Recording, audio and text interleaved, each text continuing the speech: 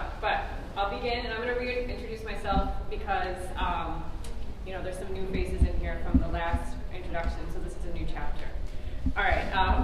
Bonjour, Nigigans Papi Ajijaak Ajijaak Rodem, Shwikwiram Indojba Namanitskan and Dao. Said, my name is Little Laughing Otter. I'm of the Crane clan. I'm part of the Keweenaw Indian community, but I live in Manistee. So, I know we have time cut short, but I still would like to get this presentation in and read you a poem of mine about the island, as well as have some time for some Q&A. Just briefly, getting started, I am a descendant of Madeline Cadeau, which is what the island is named after. She's my great-grandmother times 5. So it's cool to know your ancestry, and I encourage everybody to find out as much as they can on all sides of their heritage, like everything you can find out. So I'll begin. And feel free during the presentation to ask some questions. I don't mind during, and if you just want to save them for the end, that's great as well. All right, so Decolonizing Madeline Island, or otherwise known as Anishaanebemowin-teg metis. And that means the place of the golden-breasted woodpecker. A lot of your presentation is going to talk about some topics such as decolonization, matriarchy, Métis identity. I'm Ojibwe Métis, and I also consider myself a matriarch.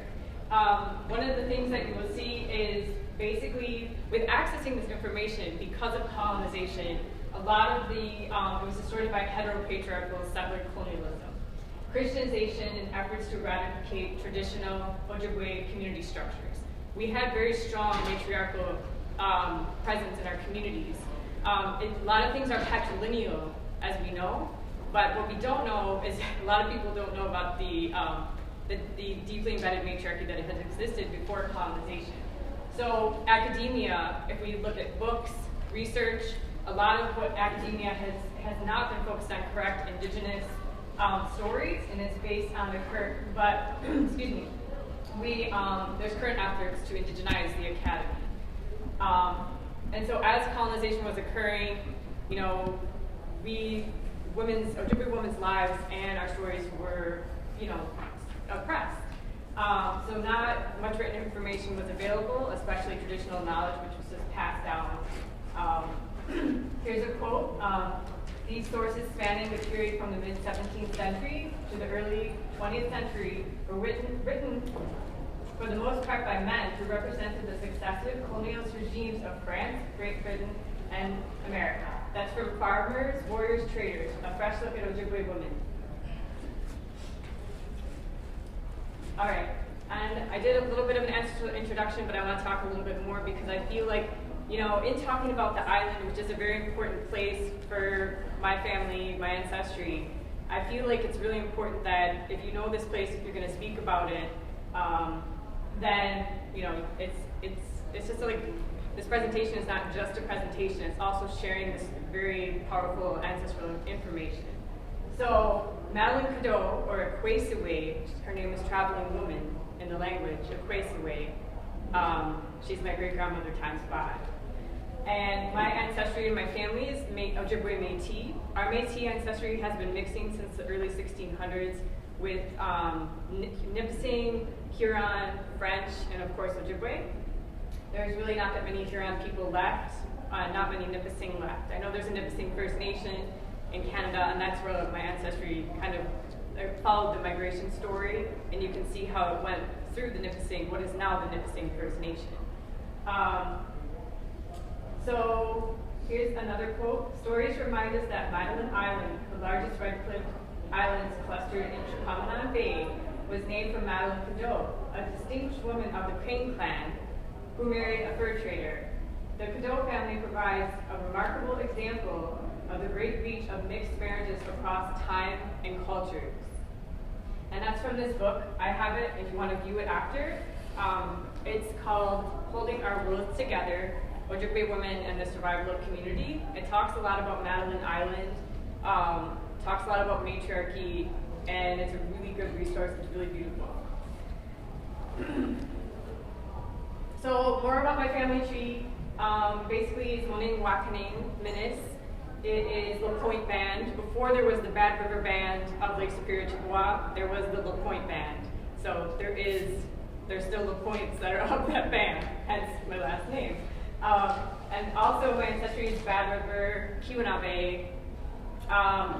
There's my great-grandfather times 7 was Ajijaak, which the name doesn't really translate to that, but in the books, what they have noted is he was the chief of the Crane family. So my family has been Crane clan for a very long time. Probably further back than I know, which is really cool because this is as far back we can go, 7 generations back. And I love that I have this information. Waub Ajijaak is Chief White Crane, and great, times 6. We have the Quaysaway, Anton Cadeau, Madeline Cadeau, Mary Roy Les, Henry Francis LaPointe, John LaPointe is my Mishomis, and my dad is Roy James LaPointe. So there is my great-grandparents times 3. And Edward Les was metis, so you can see, kind of looks like he has my dad's eyes when I look at him. Just that like Ojibwe French, that mix. It's kind of unique. There's Cecelia LaPointe and Henry Francis LaPointe, my great-grandparents, and my grandfather LaPointe and my grandmother. We don't know. She said she was French only, but we're still digging. A lot of people go, no, that's not true. But a lot of stuff was buried, so we don't know everything about our ancestry, and I think it's good to look and go as deep as much as you can. There's me and my dad, and that's me as a little kid running along the shores of Ichigumi, already out there running. And that's my sister, so us as kids. I just thought I'd show that family and then the connection to the island. So. All right, one of the things when we talk about decolonization is what does this mean? A lot of people talk about it, it's a buzzword, but we don't really know what it means. Like, we talked before the presentation, a few people in the audience, and it's like, well, what does it mean? Is it just a buzzword? Is it something cool? But what does it mean when people don't have resources and there's no community? How can you decolonize? So I like to think of one thing as like, when I think of the state of Michigan or the province of Ontario, I go, well, it's Anishinaabe. It's not these colonial places. These places became a colonial place, but if we think in terms of decolonization, how can we identify the land? How can we identify the water? Obviously, everyone knows Lake Superior is Gitchigumi. It's Gitchigumi, it's the big lake. This is just another map, and it kind of says all the lakes are big lakes in the language. I know there's a lot of different interpretations of the lakes, but it's kind of cool to think in terms of, what is this? What do we call this? We don't call it Lake Michigan, Lake Huron. What is it? Here is the island, and I have this book with me. So just thinking of like decolonization, this is a really great book, and you can get it through Blithwick. Get a Kamina, our Earth, get a Kamina. And there's one in metis, and there's a lot of different islands. Those are all the Apostle Islands that are near Madeline Island.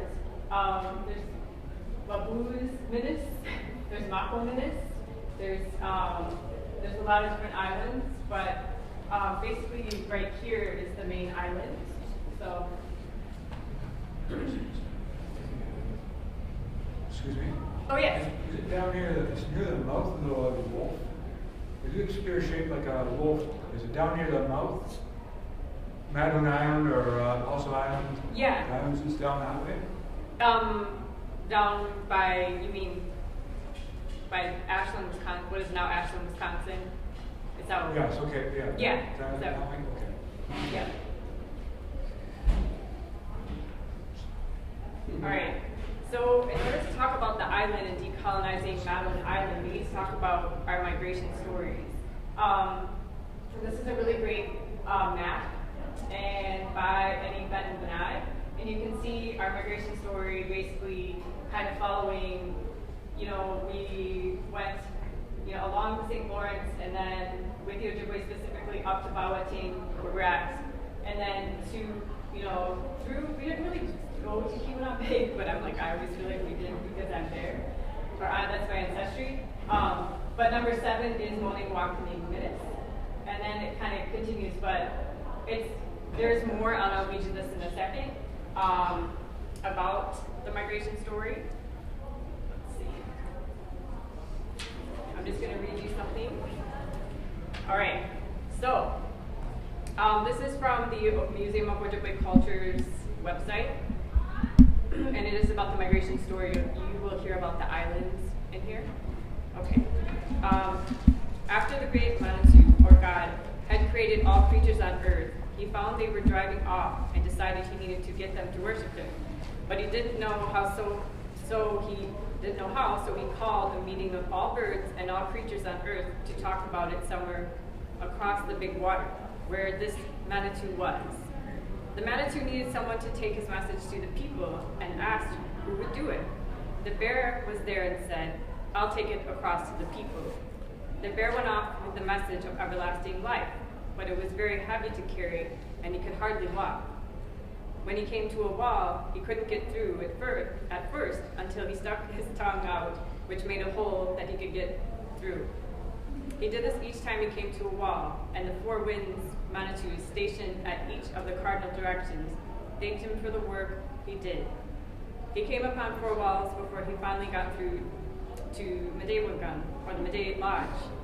The bear had successfully carried the pack of life thus far when he met Metis, the shell, who took over the track to the St. Lawrence River to Montreal, past the Lachine Rapids to Mattawa, on down the French River to Lake Huron, through the Straits of Mackinac to Sault Ste.Marie.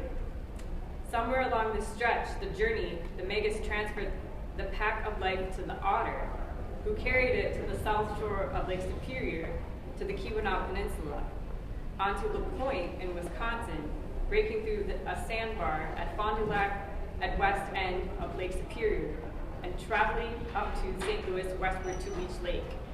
So you hear the island mentioned in there. LaPointe is on Madeline Island.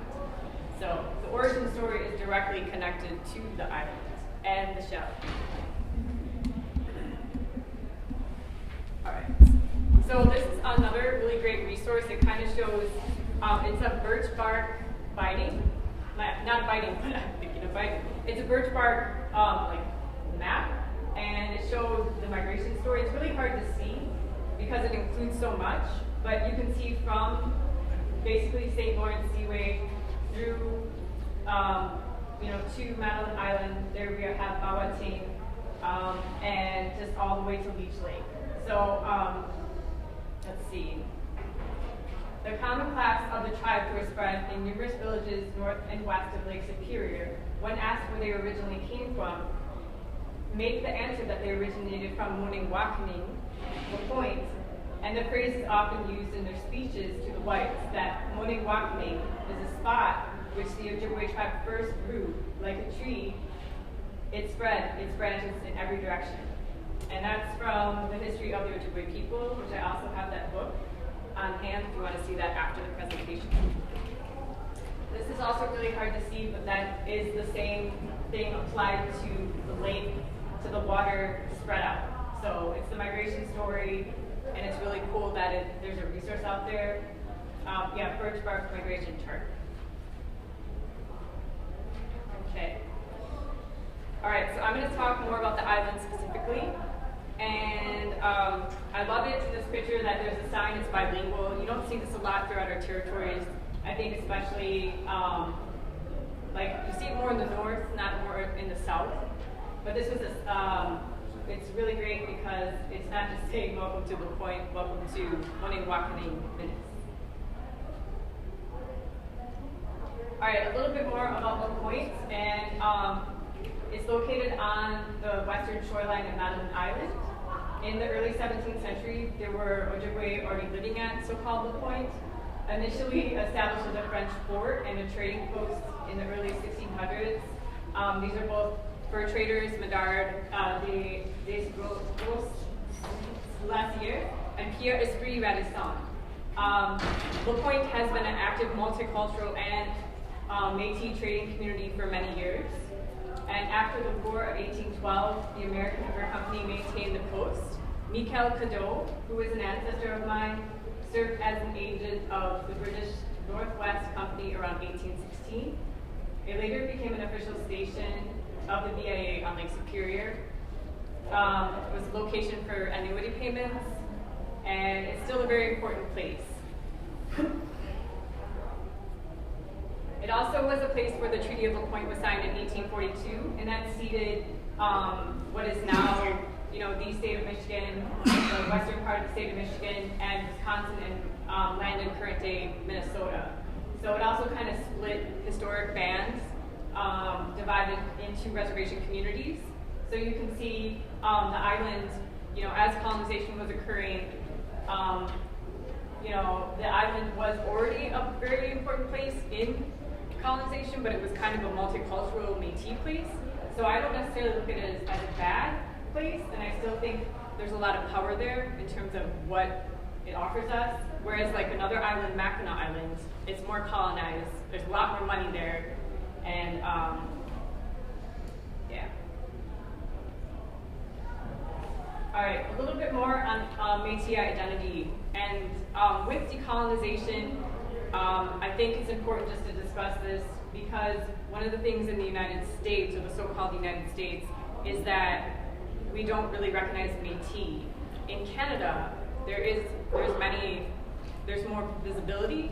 There's in Ontario, a Métis Nation of Ontario. There's even, I've looked at, if you're looking for jobs in Canada, they just don't say EEOC like here, like EEO. They say First Nations, Métis, and Inuit are encouraged to apply. So I think it's also one of the reasons in the United States why we don't recognize Métis, because we don't want to recognize biracial or multiracial identity. We want people to pick one, which is harmful, and that's a form of colonization, that erasure. So, unique identity to the Great Lakes. It's not like someone is Dene in French. It's really Great Lakes specific, the Métis identity. Marriage was the best way for fur traders to secure economic, social, and political alliances with indigenous communities. You can identify as Métis even if you don't have a Métis community because it is an identity. I think with Madeline Island, we don't have an official Métis community, but it has been a Métis place. The language is not Anishinaabemowin, but Michif, and a lot of things are similar, but there's some differences. Let's see. So with the island, Ojibwe were a self-reliant majority, however, worked with Métis to incorporate mostly French fur trading into their economy and community.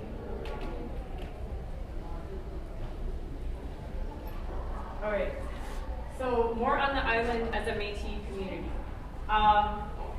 Quaysare, or who we're talking about, that the island is named after, Madeline Cadeau. She was the daughter of Chief White Crane, Waub Ajijaak, and she entered into marriage with Michael Cadeau in 1787 at St. Anne's Church on Minis, Mackinac Island, and they established a home on Madeline Island. And the island was named after her, but it's her Christian name, not her Ojibwe name. Michael Cadeau was a child of the fur trade and product of marriage between a Métis father and indigenous mother. So Michael Cadeau had learned a great deal about the trading business at Sault Ste.Marie from both his French father and enterprising Ojibwe mother. Madeline and Michael Cadeau raised a large family on the island, and she eventually came to be considered the matriarch of the region.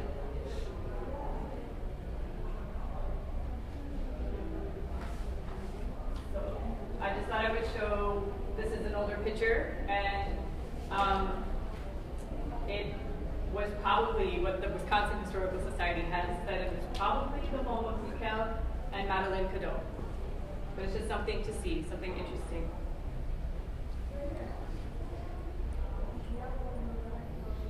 All right, and with decolonizing Madeline Island, I think a lot of times there's been, this assumption with the fur trade that it's a man's thing, but that wasn't true.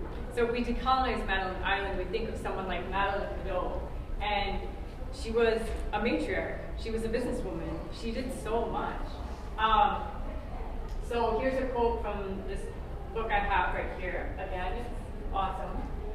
The question of how subordinate place of women in Western society influenced the position of Indigenous women, especially the many who also had European fathers and relatives and resided in the fur trade society, is an important issue in coming to terms with Ojibwe women's history.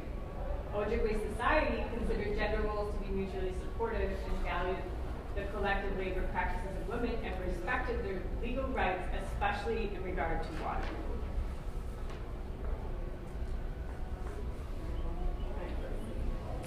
So again, just emphasizing, thinking of the island, thinking of decolonization. In the fur trade, the women, took a lead role in incorporating trade goods into their communities and homes. They were trapping. They assisted in manufacturing the canoes, accompanying traders on business voyages. There was the creation of beadwork to utilize in trade, leadership in planting, harvesting, and gathering. Served as language interpreters and cultural mediators. Okay. Along with women, Indigenous and mixed heritage children also played a role in developing economic and kinship ties between Europeans and Ojibwe. Emphasis upon the creation of new peoples and the role of women as cultural brokers in the fur trade has led to significant new interpretations of community life in the Great Lakes region. But the Donem also continue to define kinship and identity for the people of Ojibwe ancestry. So with being main clan, that shows you why she was a leader, because our responsibility being Ajijaak Donem is leadership, chieftainship. It's something that is in your family. It'll always be in your family if you're Crane clan. And sometimes I feel like with decolonization, when I found out I was Crane clan, I was like, that makes sense. In our family, a lot of us are leaders. And it's really, important because I didn't know my clan up until a few years ago. And it's such a beautiful thing. So that blood memory, in a sense, if you want to talk about that, it carries down. It's always with us. All right. So more on decolonizing, and I bring up matriarchy because I feel like we need it in our communities, and we need to, look at also the island, decolonization. What did it look like? As colonization was occurring, there was a breakdown. So there was mutual respect in the relationship between a male and a female. Grandparents would often live in the lodge and assist with raising children. Grandmothers were considered very important, especially when parents were busy with responsibilities and tasks. Women were not bound or accustomed to accept bad marriage and could divorce and remarry. So community relationships based on mutual respect and working together. So say with the trade, there was that mutual respect, Madeline being that leader. Women controlled the traditional economy, so therefore were upheld and greatly honored in all community life, which ensured Ojibwe survival.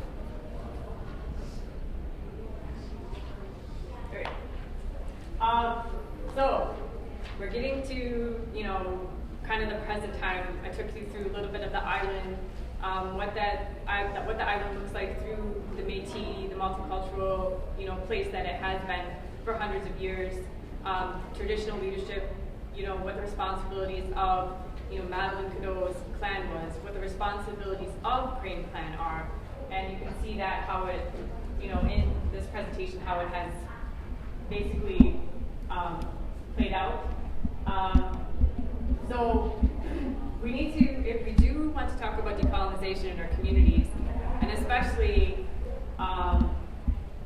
really having a good hard look at different things such as federal laws, land acquisition, treaties, ancestry.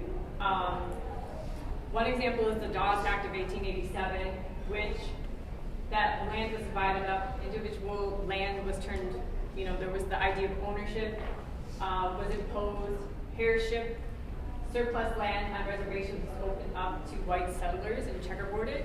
Most reservations are have more non-native people that live on them than native.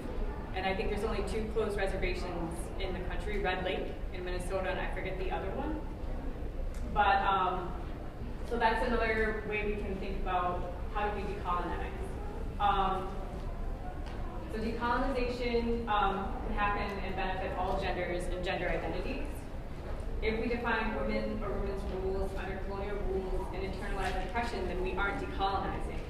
We need to look into our lives, families, and communities to undo colonization. This is not easy work, but we can't ignore these inequities of sexism or internalized misogyny. So what else is decolonization? Okay, it is also looking at gender roles. It's looking at matriarchy. It's looking at patriarchy. It's looking at all these things within our communities. But it's also something that's constantly moving. I love this image because we need to have discussions on it. We need to think about decolonization in relation to our own individual ancestry, in relation to land, in relation to water, in relation to the work we do in the world, in our families. So we don't have a set definition. There's no handbook out there for decolonization. But think about what it is based on this presentation. Think about what you would like it to be in your life. And I think we can start having more discussions in our Anishinaabe communities. All right, so Buning Wakning Metis Ajijaak. So what's going on there now? Madeline Island had a bilingual sign project which included 50 bilingual signs on the island. That's really a great thing because we want to name our places as they were originally named. There is Anishinaabe Cultural Days on the island, and there's other steps that people are taking towards revitalizing and reclaiming. But we need to do this in more of our places. I just think Madeline Island is such a great example of people making consistent efforts to decolonize and reclaim. So these are just some resources. If you want to take a look at these at the end, you're welcome to.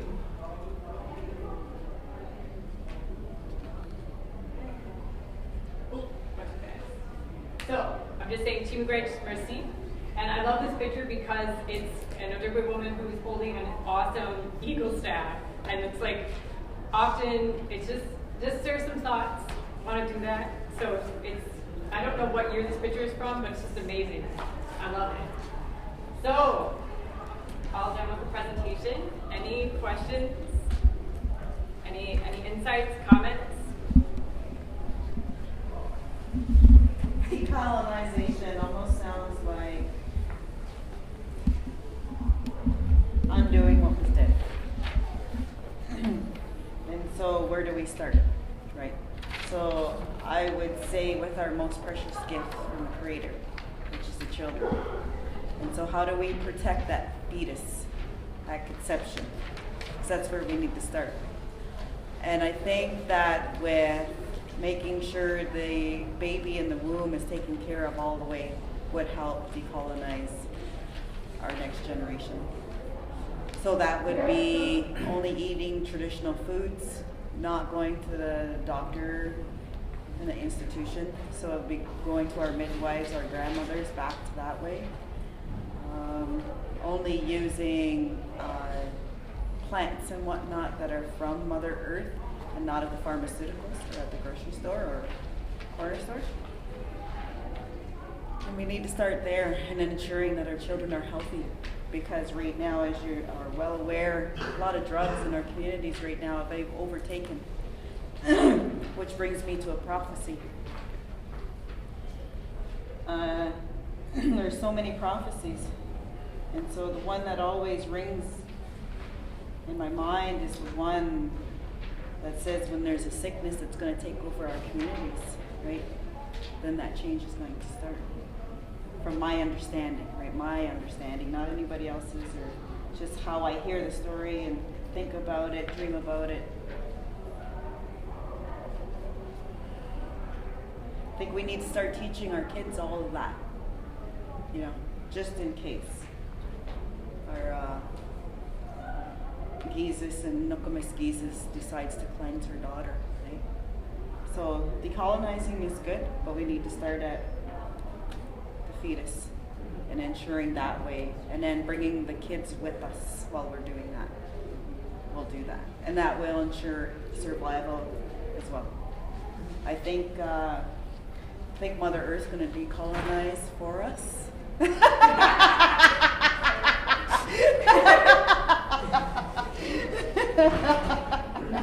We just got to make sure we're ready.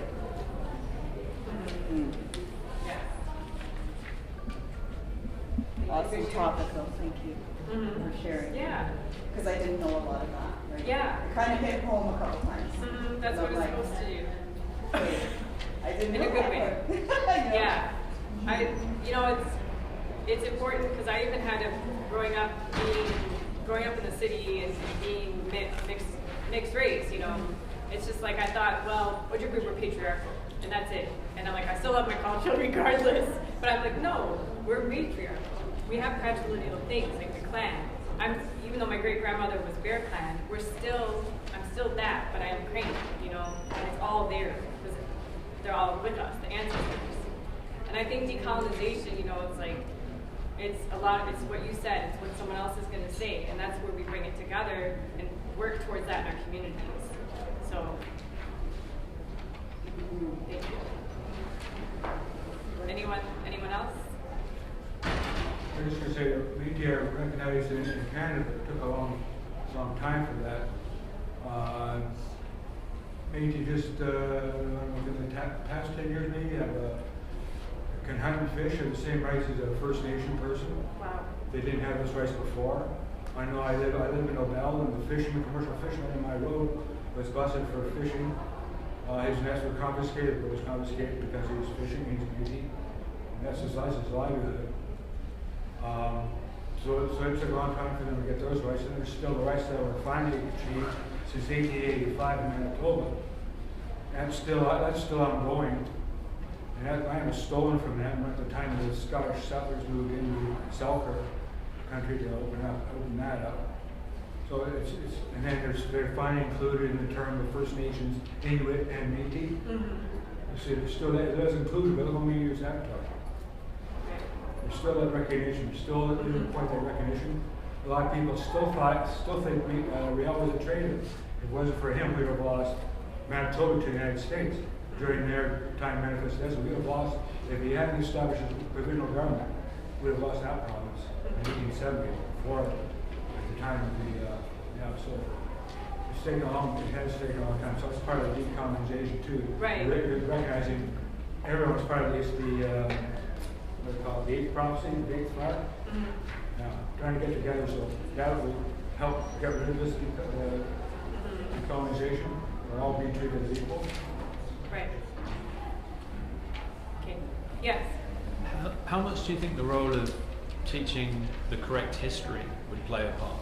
Because the history that's taught, certainly in schools on the US side, is a very biased white man's version of history that clearly is not true. So by changing what the kids are being taught, would that have an effect on decolonization, do you feel? I would say so. Would you read your poem? Yes, I want to read the poem. We're going to do that now. Yeah, for everybody knows. Yeah. Okay, I'll read the poem. Okay, so this is, I won't tell you what it's about, but it's about the island. The title is Moaning Wakning. Okay, 2002. There was a gorgeous sunset guiding you through the halfway house, out the, okay, should I read? Yeah. Okay. Shut the door for you.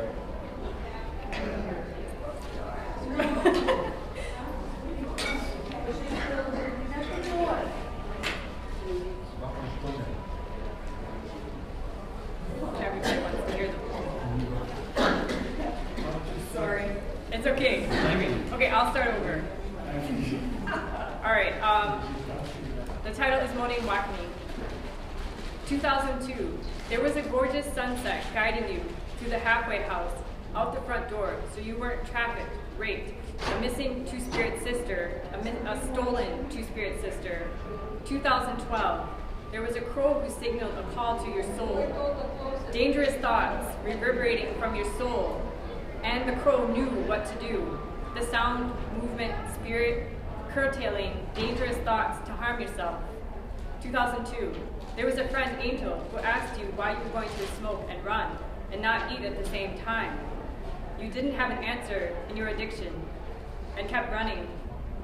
But her words made an imprint that would last forever, so you could heal. 2007, there was a diva enlightened drag queen who smiled at you and said, "Hello, beautiful," so you could reroute the horrific societal conditioning to see your beauty. 1770, to the South Shore, beadwork and moccasins. Ancestor relation Madeline Island was the daughter of Waub Ajijaak, leader at LaPointe. Ajijaak means echo maker, speaker, orator, leader for the people in a very, very old-time traditional way. Ancestors, we are listening. 1790, Ojibwe women as matriarchs now and forever, managing, harvesting, processing, manoomin, managing food supplies, center of community, center of public life, dealing with Métis fur traders, French fur traders, reclaiming this as decolonizing, decentering, depatriarchal. 2015, descendants walking, descendants weaving, floral designs abound, dancing for you, dancing for the ancestors, time in a circle, making repairs to canoes, making repairs to moccasins, making repairs to communities, making repairs to hearts, time infinity. There are ancestral chiefs who are guiding your life. Keche Nijuya, chief of the Crane family. Ake Waub, neck of the earth. Waub Ajijaak, white crane. Mamagaziv, the war chief. Waub Ajijaak, white fisher.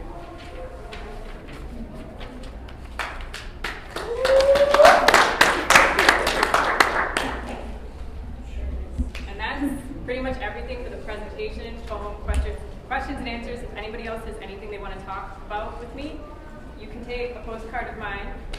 I do use email and telephone, so you can contact me that way. Yeah, so I appreciate everybody that came and is interested in the topic. So, Chibugwech and Bamapi. Mamapi. Good.